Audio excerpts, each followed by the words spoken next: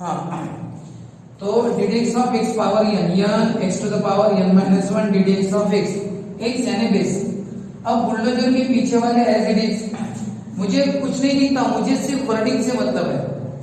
Wording क्या है? Constant square root, constant power नहीं है, ये माइनस वन इनवर्स है। न्यूमरेटर वन नहीं, ग्रुप ए नहीं, ग्रुप बी नहीं, एक टर्म है ग्रुप सी जो दिखता है, क्या दिखता है? tan inverse. पूरा दिलो दिमाग में tan इनवर्स है, tan inverse tan inverse tan inverse. X कौन सा इनवर्स के सामने वाला? एक्स कौन सा इनवर्स के सामने वाला? क्या फार्मूला है? D d x of tan inverse x, वही दिमाग में होना चाहिए आपके। 1/1 प्लस एक्स, एक्स के समय रुक जाओ, 1/1 प्लस एक्स, एक्स यानी इनवर्स के सामने वाला square D d x of x, x है कुछ बोलना नहीं, इनवर्स के सामने वाला नजरों से देख के लिख देना। tan inverse x 1/1 plus x square D d x of x। अब बताओ, ये हम थोड़ा सा नीचे लेके जा सकते हैं। tan इनवर्स 3x का पावर प्लस 3/4 होगा, निगेटिव है तो पॉजिटिव, और ये है 9x स्क्वायर 3 का स्क्वायर। ये बुलडोजर के पीछे वाले हैं ना, वो तो एज इट इज रहेंगे। 3x का डेरिवेटिव क्या होता है? 3। तो ये है आंसर। ये 3 आप यहाँ पे लिख सकते हो, यानी 3/4। बाकी तो फिर जैसा वैसा। हाँ, और थोड़ा सा करना है तो आप ऐसा कर सकते हो। कैसे? ये जो है ना tan इनवर्स 3x, इसका नहीं क्या पावर 3, और ऐसा लिख सकते हो। ये जो 3 रहता है, नहीं अंदर रहता है, नीचे वाला फोर्थ रूट बनता है। ये नीचे वाला क्या बनता है? फोर्थ रूट, और ये 3 यहीं पे रहता है, और 1/1 प्लस 9x, ये है आंसर। अब इसके बाद 4/³ रूट 7 cot इनवर्स 5x। तो ये इस तरह का प्रॉब्लम है। ये वाला नया वाला जो मैंने अभी लिखा है, तो इसको किस तरह से करना है देखो। सबसे पहले आप लिखोगे differentiate with respect to x. गलत गलत गलत गलत गलत, थोड़ा सा ध्यान रखना। मैंने कुछ कहा था आपको, मैंने ये कहा था स्क्वायर रूट छोड़ के और कोई रूट आता है, क्यूब रूट है, तो पहले उसको पावर फॉर्म में लिखो, उसके बाद डेरिवेटिव स्टार्ट करो। हम डेरिवेटिव स्टार्ट नहीं करेंगे पहले। ये 4 है, 7 cot इनवर्स 5x का पावर होगा 1/3। क्यूब रूट का मतलब होता है पावर 1/3। लेकिन इसके बाद सिर्फ इतना लिखने से नहीं होगा, उसको हम ऊपर भेज देंगे। 7 cot इनवर्स 5x का पावर होगा -1/3। कभी भी कोई भी अगर पावर वाला टर्म है पूरा, तो नीचे मत रखना, ऊपर लेके जाना। क्यों? कंप्लीट अगर पावर है, कंप्लीट पावर, तो x to the power n का लगता है ना, तो x to the power n ऊपर चाहिए ना, x to the power n नीचे नहीं चाहिए, कहाँ चाहिए? ऊपर। इसलिए कभी भी कंप्लीट पावर है तो वो टर्म ऊपर लेके जाना हमेशा अच्छा रहता है। क्या कर रहे हैं हम कर रहे हैं क्वेश्चन को सिंप्लीफाइड फॉर्म में ला रहे हैं, बाद में डेरिवेटिव करेंगे। मैंने क्या बताया था? स्क्वायर रूट छोड़ के और कोई रूट आया, जैसे क्यूब रूट है, उसको पावर फॉर्म में लिखो। लिखा पावर फॉर्म, क्यूब रूट है 1/3, और ये 4। अब बताओ, मुझे कंप्लीट पावर नीचे दिख रहा है, मैं इसको ऊपर लेके जा रहा हूँ माइनस। अब यहाँ से डेरिवेटिव थोड़ा और इजी हो जाएगा। यहाँ से आप करो अभी डेरिवेटिव कैसा करते हो तुरंत 1 मिनट में। जैसे ये वाला प्रॉब्लम है कि यहाँ पे हमने डिफरेंशिएट लिखा। अब शुरू करते हैं। एक सेपरेट कांस्टेंट, हाँ ये सेपरेट कांस्टेंट का ही लगा है, ये वाली वर्डिंग नहीं लगी। सभी टर्म का एक ही कांस्टेंट पावर है क्या? सभी टर्म का ये कांस्टेंट पावर सभी का नहीं है, इसने 4 को छोड़ दिया है, सबका कांस्टेंट पावर नहीं है। ये वाली वर्डिंग लगी, एक सेपरेट कांस्टेंट। तो बताओ, कांस्टेंट बाहर लिखना, ये सिंपल सा है भाई, कांस्टेंट बाहर लिखना, D d x remaining terms को। चलो आगे, इनके बारे में सोचना नहीं, इनके बारे में देखो, इनके बारे में सोचना नहीं पड़ता, लिखना नहीं पड़ता, और ये एज इट इज रहते हैं। शुरू इनके बारे में सोचो। एक वर्डिंग लग रही है, कौन सी? सभी टर्म का एक ही कांस्टेंट पावर है क्या? कौन सी? x to the power n। पूरा दिमाग तुम्हारा x to the power n में चाहिए, x to the power n, x to the power n, n x x यानी मेरे दिमाग में सिर्फ x to the power n है, x यानी base n, x to the power n minus 1 ddx of x, x यानी base. अब देखो इसको तो देखना नहीं, इसको देखना नहीं, इसको सोचना नहीं।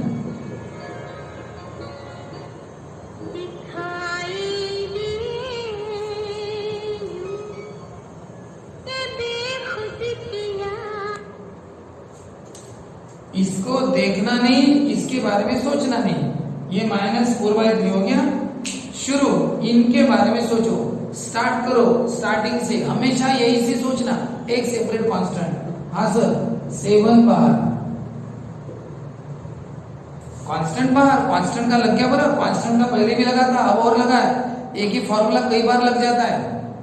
कांस्टेंट बाहर, ddx रिमेनिंग टर्म्स को।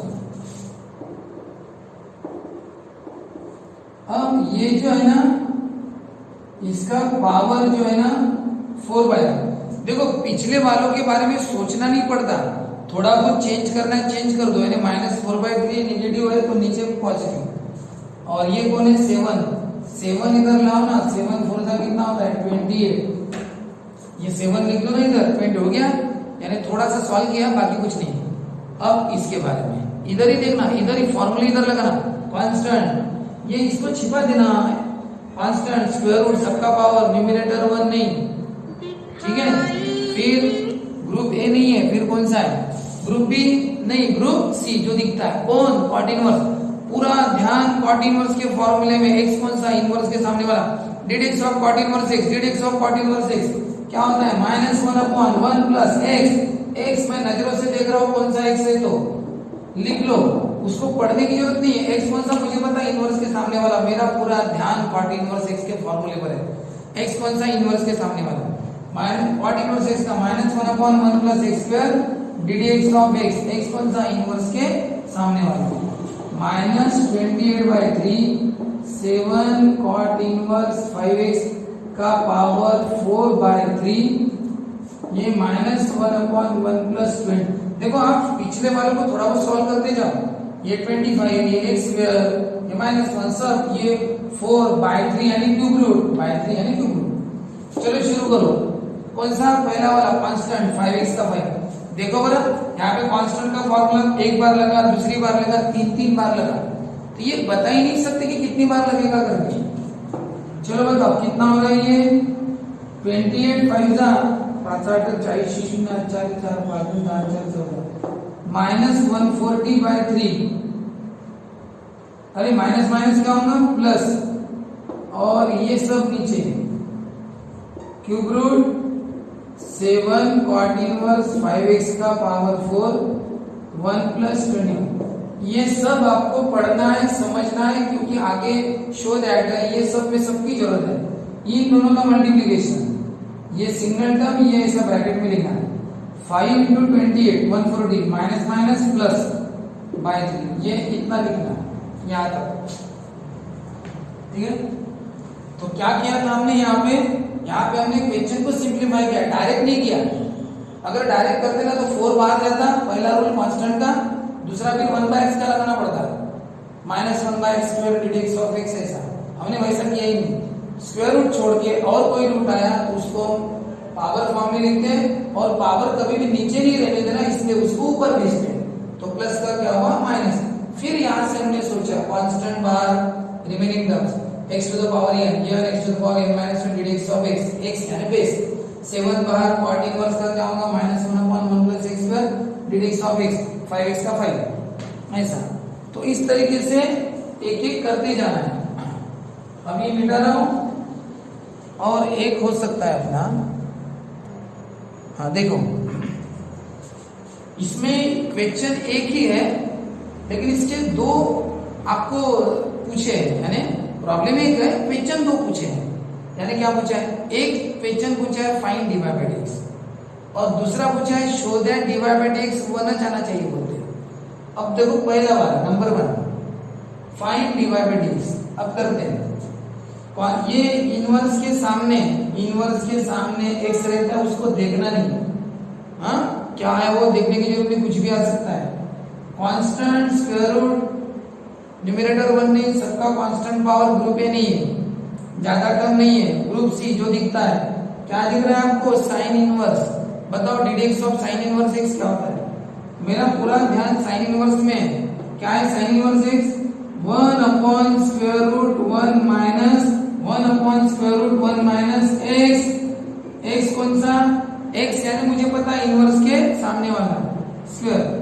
डीडीएक्स of sine inverse x 1 upon square root 1 minus x square d d x of x. X कौन सा?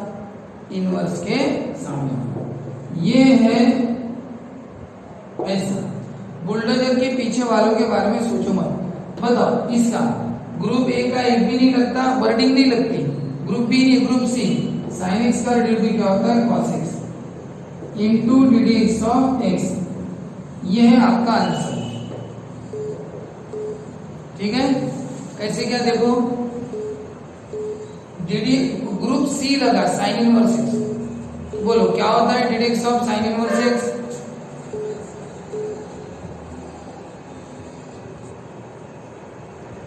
हाँ, 1 upon square root 1 minus x square d d x of x. X यानी इनवर्स के सामने वाला। As it is. अब करो ग्रुप ए नहीं, ग्रुप बी नहीं, ग्रुप सी। साइन एक्स का cos x d d x of x 1 जाने दो। ये है फाइंड dy बाय dx का आंसर। अगर आपको फाइंड dy बाय dx बोला तो यहां तक आपका आंसर सही माना जाएगा। ये है answer of find dy by dx। ऐसा लिखना है, मैं जैसे जैसे लिख रहा हूं। ये फाइंड dy बाय dx का आंसर है, आपको फुल मार्क्स मिलेंगे। लेकिन शो दैट है dy बाय dx होना जाना चाहिए, तो फिर आपको इसी आंसर को थोड़ा और आगे सॉल्व करना पड़ेगा। क्यों? क्योंकि उन्होंने क्या कहा है? dy बाय dx होना जाना चाहिए। तो बताओ, कोण है ऊपर cos x, स्क्वायर रूट में 1 minus sine square theta, trigonometry का फॉर्मूला। यहाँ पे कोई डेरिवेटिव नहीं है, बराबर। डेरिवेटिव हो गया, डेरिवेटिव का सिंबल है क्या? नहीं है। लेकिन आंसर तो 1 नहीं आया ना, तो फिर 1 माइनस साइन स्क्वायर थीटा क्या होता है? cos square theta. 1 minus sine square theta cos square theta. अब बताओ स्क्वायर और स्क्वायर रूट कैंसिल, तो बताओ आंसर 1 आया कि नहीं? आया ना 1 आंसर। तो जब फाइंड dy बाय dx बोलते हैं तो जहां तक आया वहां तक रहने दो, आपको मार्क मिल जाएंगे। यानी डिटेल में करना उतना जरूरी नहीं रहता। लेकिन शो दैट अगर बोला तो उतना लाना ही पड़ेगा। लेकिन वो उतना आया नहीं, 1 तो आया नहीं, आंसर तो इतना आया। तो ट्रिग्नोमेट्रिक फॉर्मूला यूज करके उसको 1 लाओ। 1 minus sine square theta cos square theta, square square root cut गए cos, cos cos कट गए 1। इसको सॉल्व करने की और एक टेक्निक है। अगर आप लोगों को जो पार्ट 1 में चैप्टर पढ़े, पार्ट 1 में जो चैप्टर पढ़े ट्रिग्नोमेट्रिक फंक्शन, अगर वो अच्छी तरह से पता, उसका कोई फॉर्मूला अगर अभी आपको याद आ रहा है, तो आप पहले क्वेश्चन को सिंपल कर सकते हैं, बाद में उसका डेरिवेटिव कर सकते हैं। तो मैं क्या कर रहा हूं यहाँ पे, पहले क्वेश्चन को सिंपल करूंगा। पहले क्वेश्चन को क्या करूंगा? सिंपल ऐसा इनवर्स का एक रूल है। इनवर्स और ट्रिग्नोमेट्री अगर सेम है, same, sine inverse sine, cos inverse cos, tan inverse tan। अगर इनवर्स और ट्रिग्नोमेट्री अगर सेम है तो दोनों कटती है, तो बचा कौन? x। दोनों कटती है, बचा x। और अब करो डेरिवेटिव, तो डेरिवेटिव क्वेश्चन बहुत सिंपल हो गया। कितना डेरिवेटिव आया? 1। तो ये आंसर दोनों का है। ये है आंसर ऑफ बोथ क्वेश्चंस। ये दोनों का आंसर है। यानी find dy by dx, dy by dx find out किया। शो दैट 1, तो 1 है। तो इसका मतलब ये कि आप शो दैट का आंसर लाने पर सब आंसर अपने आप आ जाते हैं। dy बाय dx भी मिल गया और 1 भी आ गया। तो होता क्या है, अगर आपको ट्रिग्नोमेट्री के सभी कांसेप्ट पता है तो आप क्वेश्चन को पहले सिंपल करते जाओ, और सिंपल करने के बाद डेरिवेटिव करो, अच्छा रहता है। मैं आगे चल के ये सब कुछ आपको पढ़ाने वाला हूँ। अभी एक नमूना बताया ऐसे, ठीक है, कि इनवर्स और ट्रिग्नोमेट्री अगर सेम है तो कटते हैं, बचा कौन? x। और फिर करो डेरिवेटिव। क्वेश्चन सिंपल हो गया, हमने क्वेश्चन को सिंपल किया, बाद में डेरिवेटिव कर रहे हैं। x का डेरिवेटिव कितना होता है? 1। ये याद रखो, इतना वन हमने ऐसे भी लाया और ऐसे भी लाया, दोनों तरीके से लाया। ये सबसे अच्छी मेथड है, ये बाद में पढ़ेंगे, अभी नहीं। तो चलो ठीक है।